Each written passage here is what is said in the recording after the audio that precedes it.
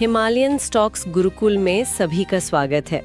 Financial freedom यानी वित्तीय स्वतंत्रता की राह पर लर्निंग से अर्निंग के लिए हमारे साथ बने रहिए।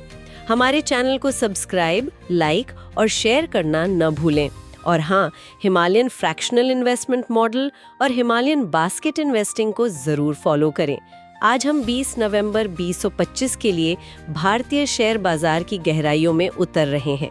और आईटी सेक्टर, वो तो एक साल से सुस्त था, उसमें भी अब जागृति आ रही है। जी हाँ, और ये इस रैली का सबसे बड़ा सरप्राइज हो सकता है। आईटी इंडेक्स में लगभग 3% की तेजी आई है। अच्छा, इसके पीछे अमेरिका में ब्याज दरें घटने की उम्मीद है और सबसे बड़ा ट्रिगर है इन्फोसिस का 18,000 करोड़ रुपए का विशाल बायबैक प्रोग्राम। ये तो बहुत बड़ी खबर है। इस एक खबर ने पूरे सेक्टर में एक नई जान फूंक दी है। तो निवेशकों को इन लीडिंग सेक्टर्स में भी बाय ऑन डिप्स के मौकों पर नजर रखनी चाहिए। तो बैंकिंग और आईटी, ये दो बड़े इंजन अब पूरी रफ्तार से चलने को तैयार दिख रहे हैं। अब जरा बाजार के अंदरूनी मजबूती की बात करते हैं। कुछ और संकेत भी है? हाँ बिल्कुल है। पहला, इंडिया विक्स, जिसे डर का मीटर भी कहते हैं, वो 13 के नीचे गिरकर 11.97 पर आ गया है। मतलब बाजार में डर कम हो रहा है? जी। दूसरा, FII यानी विदेशी संस्थागत निवेशकों की खरीदारी में स्पष्ट रूप से वापसी हुई है। वो जबरदस्त खरीदारी कर रहे हैं। और तीसरा?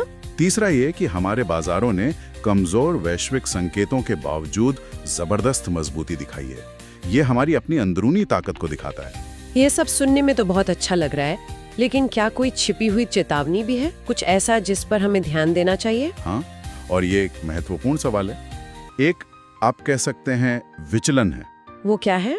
जहां बड़े स्टॉक्स यानी लार्ज कैप बढ़ रहे थे, वहीं स्मॉल कैप इंडेक्स लाल निशान में बंद हुआ। ओह, इसका क्या मतलब हुआ? इसका मतलब यह है कि ये रैली बहुत चयनात्मक है। हर स्टॉक नहीं चल रहा है।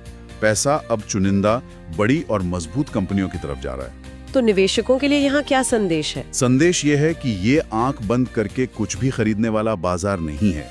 क्वालिटी पर ध्यान देना बहुत जरूरी है। और ये फिर से उसी बात पर जोर देता है कि मजबूत कंपनियों में ही बाय ऑन डिप्स की रणनीति अपनानी चाहिए।